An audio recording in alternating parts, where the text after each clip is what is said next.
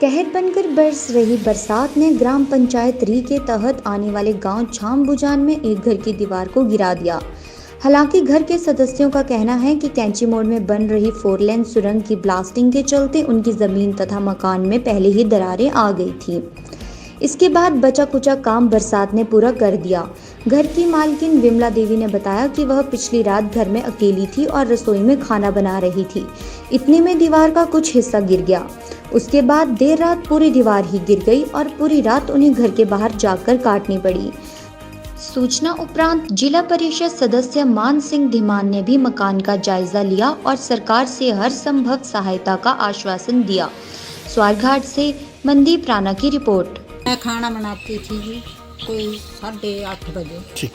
खाना बनाती थी। मैं कल्ली थी, ये तो मुंडा घर पर नहीं थे। खाना बनाते ही जी मैं खाना बना के थोड़ा जा खाना रही बनाने जिस वेले मैं दरबार पे ही उस वेले मैंने धक्का वज्या। मैं बोले मेरे कर पेगी दरबार सारी। मैं धक्का वज्या, मैं दरवाजे पे गिर गई। मैं इन्होंने जब कई देर होगी तो मैं इन्होंने जो हाका पाइया बच्चे जो बच्चे मुझे देखो बे मेरा मकान गिर गया। फिर इन्हें ये आए बच्चे ने मुझे ठवाड़िया तो लगे देखने तब दरबार सारी पे गई हैं। फिर मैं रात को फिर इन्होंने बोला बे माता बे तू बाहर बैठिया। जब मैंने मेरा मुंडा भी आ गया, वो भी आ गया, ये भी आ गया, तो अस बाहर बैठ गए। जब रात के 2 बजे 2:30 बजे उस वेले फिर लार्म बजा। फिर मैं मंजे पर ते मुंडा ठवाले, मैंने तू बाहर बैठ जा, लार्म बजा जड़ी दरबार ये भी गिर जाए। फिर बाहर बैठ गया ताड़ी गई जड़े रही भी थी वो भी दरबार दी।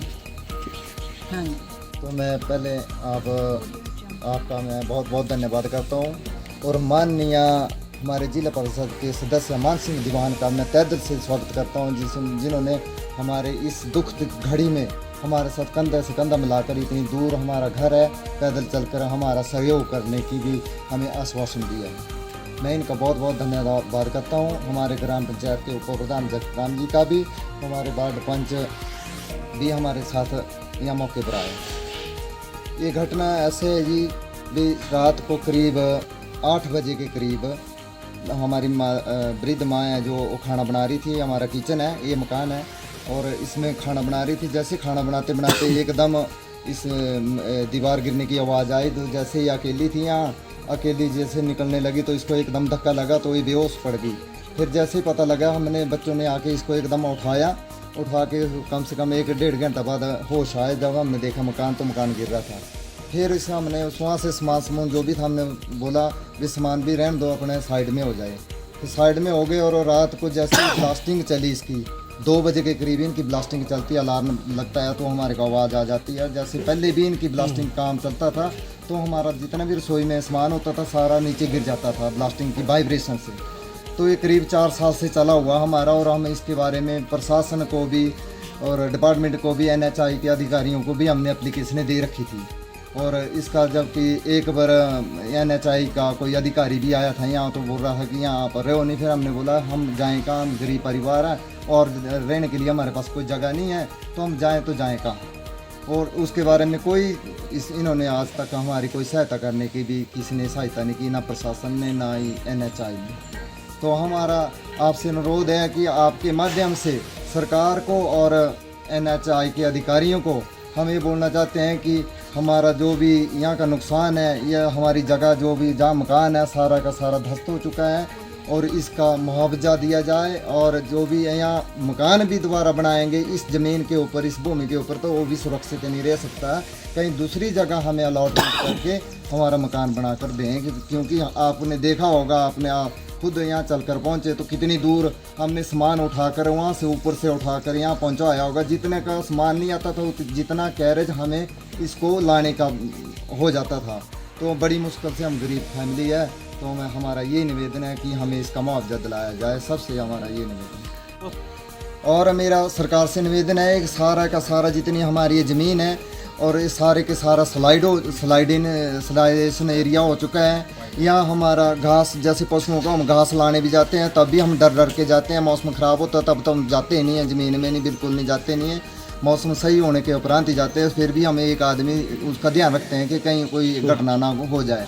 तो ज़मीन में भी दरारें आई। हमारा यहाँ रहना सुरक्षित नहीं है। गवर्नमेंट हमें ज़मीन कहीं सुरक्षित जगह देकर हमें वहाँ लौट कर ज़मीन लौट की जाए और हमारा मकान बना के दिलाया जाए। नेशनल हाईवे अथॉरिटी का कोई या अधिकारी कोई आनाकानी करता है या किसी प्रकार की मतलब इनकी कोई सहायता नहीं करता या भारत कॉन्ट्रैक्शन की कोई सहायता नहीं करती है तो नहीं, इस मामले को हम सरकार के पास उठाया जाएगा पूरे। और मुझे माननीय मुख्यमंत्री जयराम ठाकुर जी से वो आपदा प्रबंधन बोर्ड के जो अध्यक्ष है वही है और उपाध्यक्ष है जो हमारे रणधीर शर्मा जी है, वो ज़रूर मतलब इसमें आर्थिक सहायता करेंगे। कोई ऐसी बात नहीं है।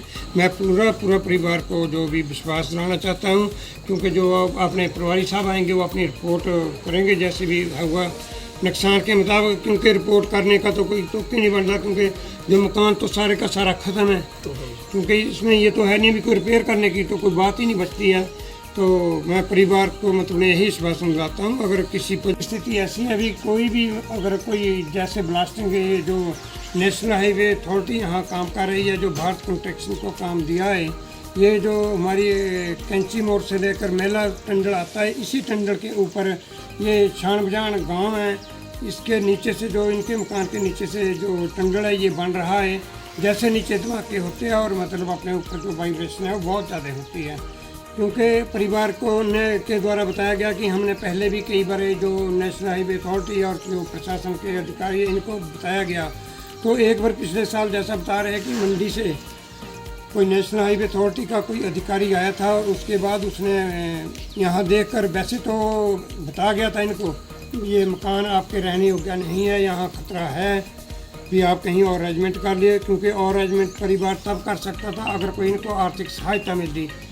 तो ऐसी सहायता ना मिली तो हो सकता भी जो अधिकारी आया था जो इनका मामला था उसने ठंडे बस्ते में डाल दिया हो, तो उसके बाद इनकी कोई किसी ने सुनाई नहीं की। और जैसे ही मतलब अपने रात को अब 2:30 बजे फिर उसके बाद इन्होंने ब्लास्टिंग की जो टंडल में, और उसके बाद फिर जो दरारें और पत्थर जो ये साइड के ये फिर दोबारा ज़्यादा धमाके हुए। तो परिवार क्या है, परिवार ने खेतों में बैठकर मतलब अपनी रात गुजारी पूरे परिवार ने, क्योंकि अंदर मकान में जैसे नीचे टंडल में धमाके हो रहे थे अंदर, क्योंकि इतनी मतलब इनको खतरा पैदा हो गया था, क्योंकि अगर सारा मकान गिर गया तो मतलब सब की जान भी किसी की जा सकती है।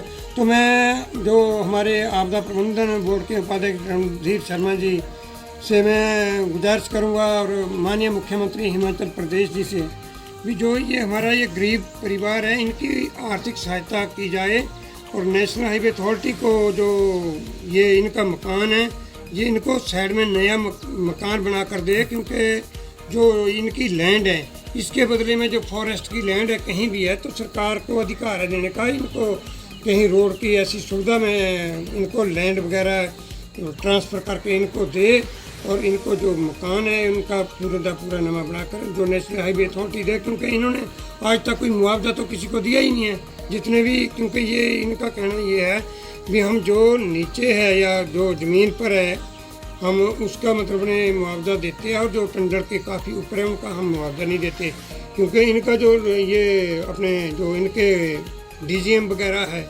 ये यहाँ खड़ कर देख रहे और नीचे से वहाँ जिस टाइम ब्लास्टिंग होती है तो नीचे खड़ के यहाँ मकान के ऊपर आके देख ले, नीचे से ब्लास्टिंग करवाए तो देखे भी ये धरती कैसे मतलब कांप उठती है। एकदम परिपूर्ण सहायता की जाएगी। इसके साथ में परिवार को मैं भगवान से यही प्रार्थना करूँगा कि परिवार को जो ये हादसा हुआ है इसके लिए शक्ति बख्शे, और इनकी जो सहायक हिमाचल प्रदेश सरकार वो एन अच्छे तरीके से सहायता करे ताकि परिवार सुख सुविधा के नाल अपना जो जीवन है व्यतीत कर सके।